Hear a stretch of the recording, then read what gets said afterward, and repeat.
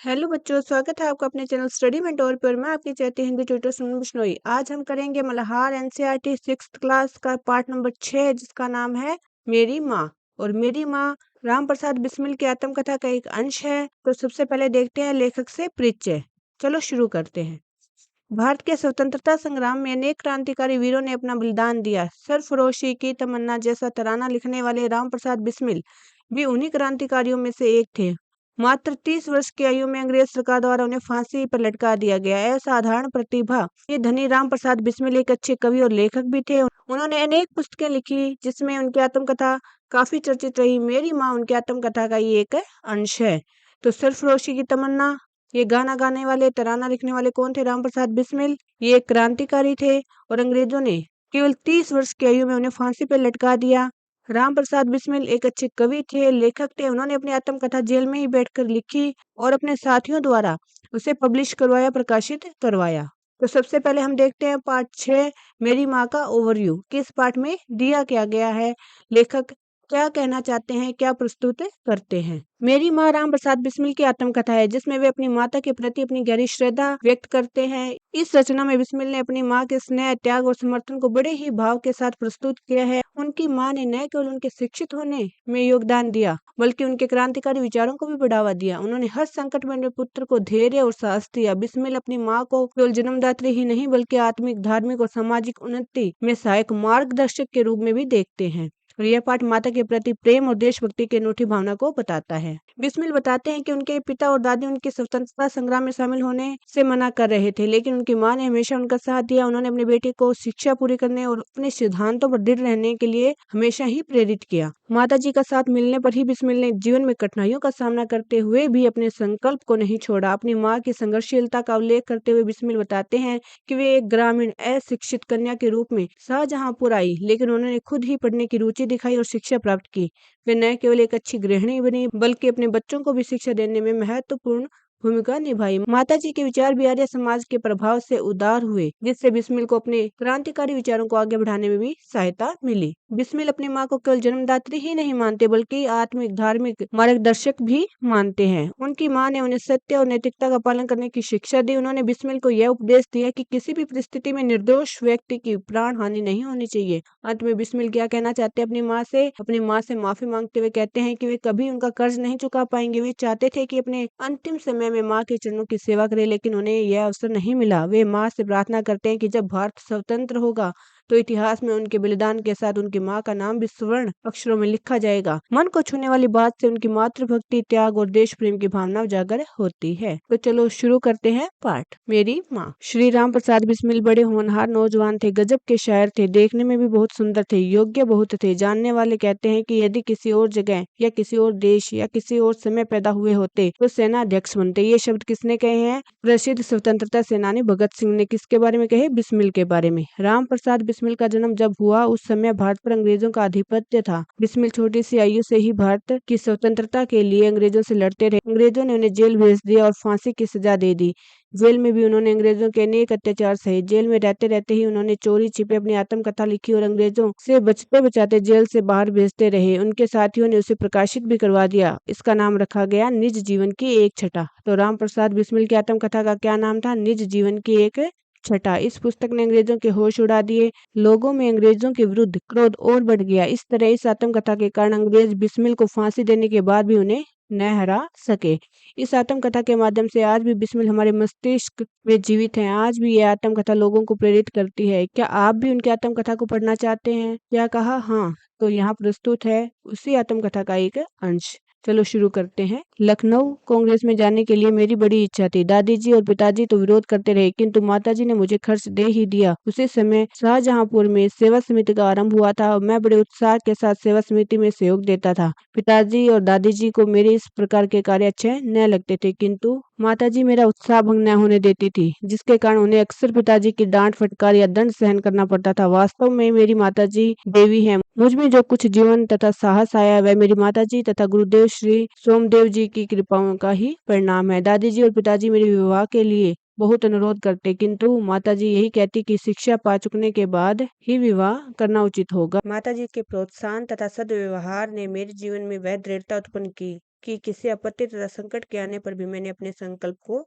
न त्यागा। यहाँ बिस्मिल बताते हैं कि उन्हें लखनऊ कांग्रेस में भी जाना था और शाहजहांपुर में उसी समय एक सेवा समिति थी, उसमें भी भाग लेना था, लेकिन उनकी दादी और पिताजी नहीं चाहते कि वो लखनऊ कांग्रेस में जाए और सेवा समिति में भी भाग ले। लेकिन यहाँ बिस्मिल की माँ ने उनका पूरा साथ दिया, उनको पैसे भी दिए जाने के लिए। जब बिस्मिल की माँ उनका सहयोग करती तो पिताजी से डांट भी पड़ती और उनको दंड भी मिलता। लेकिन क्या कहते हैं बिस्मिल कि मेरी माँ देवी के समान थी। मुझ में जो कुछ जीवन तथा साहस आया था वह मेरी माँ और मेरे गुरुदेव सोमदेव की वजह से आया था। बिस्मिल ये भी बताते हैं कि उनकी दादी और पिताजी चाहते थे कि वो जल्दी से शादी कर ले, लेकिन उनकी माँ का मानना था कि पहले पढ़ाई पूरी हो। माँ हमेशा उनका मनोबल बढ़ाती, उन्हें प्यार से समझाती। माँ की वजह से ही उनके अंदर विश्वास और हिम्मत आई। इसी कारण जब भी उनके जीवन में कोई मुश्किल या परेशानी आई तो उन्होंने कभी हार नहीं मानी और अपने संकल्प पर डटे रहे। तो बच्चों देखते हैं अगला पैराग्राफ। एक समय मेरे पिताजी दीवानी मुकदमे में किसी पर दावा करके वकील से कह गए थे कि जो काम हो वह मुझसे करा ले। कुछ आवश्यकता पड़ने पर वकील साहब ने मुझे बुलावा भेजा और कहा कि मैं पिताजी के हस्ताक्षर वकालतनामे पर कर दूं। मैंने तुरंत उत्तर दिया कि यह धर्म के विरुद्ध होगा, इस प्रकार का पाप मैं कदापि नहीं कर सकता। वकील साहब ने बहुत समझाया कि मुकदमा खारिज हो जाएगा, किंतु मुझ पर कोई प्रभाव न हुआ, न मैंने हस्ताक्षर किए। अपने जीवन में हमेशा सत्य का आचरण करता था, चाहे कुछ हो जाए सत्य बात कह देता था। तो यहाँ बिस्मिल क्या कहते हैं कि मैंने हमेशा सत्य का साथ दिया। यहाँ बिस्मिल अपने जीवन की एक घटना भी बताते हैं कि किस तरह उन्हें अपने पिताजी की जगह हस्ताक्षर करने के लिए कहा गया, लेकिन उन्होंने ये नहीं किया, हमेशा सत्य का साथ दिया। चलो देखते हैं अगले पैराग्राफ में क्या दिया गया है। यहाँ बिस्मिल अपनी माताजी के बारे में बताते हुए कहते हैं 11 वर्ष की उम्र में माताजी विवाह करके शाहजहांपुर आई थी। उस समय वह नितांत अशिक्षित एक ग्रामीण कन्या के समान थी। शाहजहांपुर आने के थोड़े दिन बाद ही दादी जी ने अपनी बहन को बुला लिया। उन्होंने माताजी को गृह कार्य की शिक्षा दी। थोड़े दिनों में माताजी ने घर के सब कामकाज को समझ लिया और भोजन आदि का ठीक ठीक प्रबंध करने लगी। मेरे जन्म होने के 5 या 7 वर्ष बाद उन्होंने हिंदी पढ़ना आरम्भ कर दिया। पढ़ने का शौक उन्हें खुद ही पैदा हुआ था। मोहल्ले की सखी सहेली जो घर आया करती थी, उन्हीं में जो शिक्षित थी, माताजी उनसे अक्षर बोध करती। इस प्रकार घर का सब काम कर चुकने के बाद जो कुछ समय मिल जाता, उनमें पढ़ना लिखना करती। परिश्रम के फल से थोड़े दिनों में ही वह देवनागरी पुस्तकों का अध्ययन करने लगी। मेरी बहनों को छोटी आयु में माताजी ही शिक्षा दिया करती थी। तो इस पैराग्राफ में क्या कहते हैं बिस्मिल की छोटी सी उम्र में 11 वर्ष की उम्र में उनकी माताजी की शादी हो गई थी। जब उनकी शादी हुई तो वो बिल्कुल अनपढ़ थी, उन्हें पढ़ना लिखना नहीं आता था। वो एक साधारण लड़की थी। यहाँ तक उन्हें गृह कार्य भी उनकी दादी की बहन ने सिखाया था, लेकिन उनकी माताजी को पढ़ने लिखने का बहुत शौक था। जो भी महिलाएं शिक्षित थी उनके मोहल्ले में, उनसे वो शिक्षा ग्रहण करती और थोड़े ही दिन में वो हिंदी पढ़ना लिखना सीख गई। इसके बाद उन्होंने अपनी छोटी बेटियों को भी पढ़ाना लिखाना शुरू कर दिया, जिससे यह साबित होता है कि वो एक अच्छी गृहिणी नहीं थी, वो शिक्षा को भी बहुत महत्व देती थी। जब से मैंने आर्य समाज में प्रवेश किया, माताजी से खूब वार्तालाप होता। उस समय की अपेक्षा अब उनके विचार भी कुछ उदार हो गए हैं। यदि मुझे ऐसी माता न मिलती तो मैं भी अति साधारण मनुष्यों की भांति संसार चक्कर में फंसकर जीवन निर्वाह करता। शिक्षा आदि के अतिरिक्त क्रांतिकारी जीवन में भी उन्होंने मेरी वैसी ही सहायता की जैसी मेजनी को उनकी माता ने की थी। माताजी का सबसे बड़ा आदेश मेरे लिए यही था कि किसी की प्राण हानि न हो। उनका कहना था कि अपने शत्रु को भी कभी प्राण दंड न देना। उनके इस आदेश की पूर्ति करने के लिए मुझे मजबूरन 2-1 बार अपनी प्रतिज्ञा भंग करनी पड़ी थी। तो यहाँ बिस्मिल जी क्या कहते हैं कि जितनी भी उपलब्धि उन्होंने अपने जीवन में हासिल की, वो उनकी माँ की वजह से हुई। अगर उनको ऐसी माँ ना मिलती तो वो भी एक आम साधारण जीवन व्यतीत करते। जब बिस्मिल आर्य समाज में शामिल हुए, तब तक उनकी माँ के विचारों में अति उदारता आ चुकी थी, खुलापन आ चुका था और वो अपनी माँ से खुलकर बात किया करते थे। उनकी माँ ने जितनी सहायता उनकी शिक्षा में दी थी, उतनी ही उनके क्रांतिकारी जीवन में भी दी थी। जिस प्रकार मेजनी की माँ ने अपने बेटे का समर्थन किया था, उसी प्रकार मेरी माँ ने मेरा समर्थन किया। बिस्मिल जी कहते हैं कि मेरी माँ ने हमेशा मुझे एक ही आदेश दिया कि किसी की जान न ली जाए। वे हमेशा कहती थी कि अपने दुश्मन को भी कभी प्राण दंड मत देना। लेकिन बिस्मिल जी क्या कहते हैं कि उनके इस आदेश का पालन करने की पूरी मैंने कोशिश की, लेकिन समय के बदलाव के कारण उन्हें कभी-कभी अपनी प्रतिज्ञा तोड़नी पड़ी। जन्मदात्री जननी, इस जीवन में तो तुम्हारा ऋण उतारने का प्रयत्न करने का भी अवसर नहीं मिला। इस जन्म में तो क्या, यदि मैं अनेक जन्मों में भी सारे जीवन प्रयत्न करूं तो भी तुमसे वो ऋण नहीं हो सकता। जिस प्रेम तथा दृढ़ता के साथ तुमने इस तुच्छ जीवन का सुधार किया है वह अवर्णनीय है। मुझे जीवन की प्रत्येक घटना का स्मरण है कि तुमने जिस प्रकार अपने देववाणी का उपदेश करके मेरा सुधार किया है। तो बिस्मिल क्या कहते हैं अपनी माँ से कि वे अपने जीवन में कभी भी अपनी माँ का ऋण नहीं उतार सकते और वे ये बात मानते भी हैं कि इस जन्म में क्या, बल्कि उन्हें कई जन्म और भी मिल जाए तो अपनी माँ के उपकारों का बदला नहीं चुका सकते। उनकी माँ ने जिस प्रेम और दृढ़ता से उनके जीवन को संवारा है, वे अपने शब्दों में उसे व्यक्त भी नहीं कर सकते। वे अपने जीवन की हर एक घटना को याद करते हुए कहते हैं और महसूस करते हैं कि उनकी माँ के प्रेरणादायक उपदेशों ने ही उसे एक सशक्त और ईमानदार व्यक्ति बनाया है। तो चलो देखते हैं अगले पैराग्राफ में क्या दिया गया है। तुम्हारी दया से ही मैं देश सेवा में संलग्न हो सका। धार्मिक जीवन में भी तुम्हारे ही प्रोत्साहन ने सहायता दी। जो कुछ शिक्षा मैंने ग्रहण की उसका श्रेय भी तुम्ही को है।